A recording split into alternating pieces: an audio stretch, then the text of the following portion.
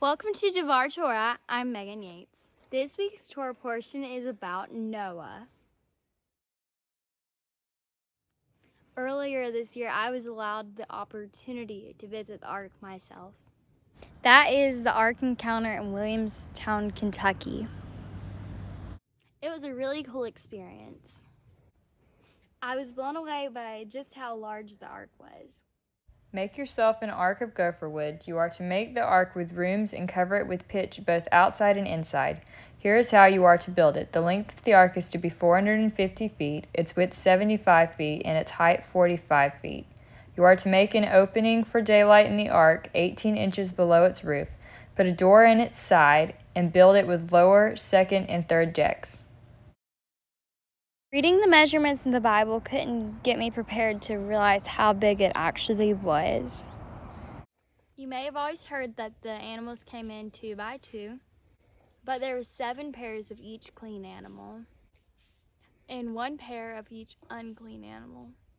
Adonai said to Noach, "Come into the ark, you and all your household, for I have seen that you alone in this generation are righteous before me.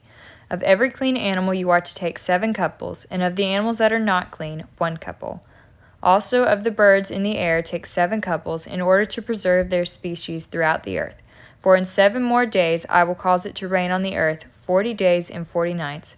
I will wipe out every living thing that I have made from the face of the earth." Noach did all that Adonai ordered him to do. As soon as Noah got off the ark, what was the first thing he did? He built an altar and made sacrifices. Noach built an altar to Adonai. Then he took from every clean animal and every clean bird, and he offered burnt offerings on the altar. Adonai smelled the sweet aroma, and Adonai said in his heart, "I will never again curse the ground because of humankind, since the imaginings of a person's heart are evil from his youth, nor will I ever again destroy all living things as I have done. So long as the earth exists, sowing time and harvest, cold and heat, summer and winter, day and night will not cease." Now I totally understand why Noah needed so many clean animals. Another thing that impacted me was how long Noah and his family were in there. A lot of people think it was only 40 days and 40 nights. Although it rained for 40 days and 40 nights, Noah was in the ark for 150 days, if not longer. It's possible that Noah was in the ark over a year. Imagine being locked in a boat with snakes. Studying about Noah helped me realize how evil the world was at that time. There were hundreds of people in the ark the day we visited it, but how many people were on the ark in the Bible story in Genesis?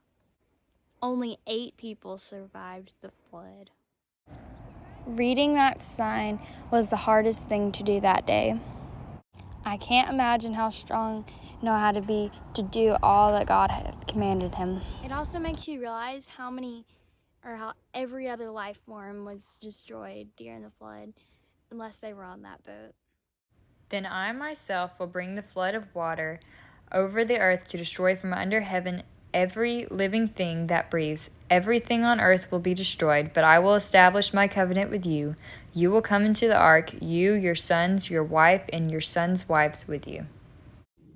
When we got back to our hotel room that night, we were all pretty emotional and there was a lot of tears.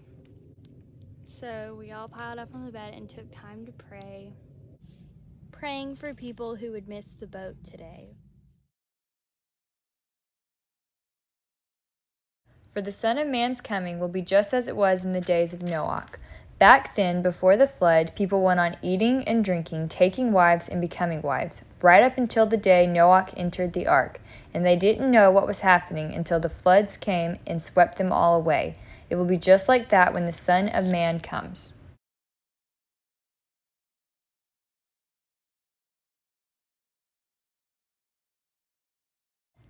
Also at the time of the Son of Man, it will be just as it was in the time of Noach. People ate and drank, and men and women married, right up until the day Noach entered the ark. Then the flood came and destroyed them all.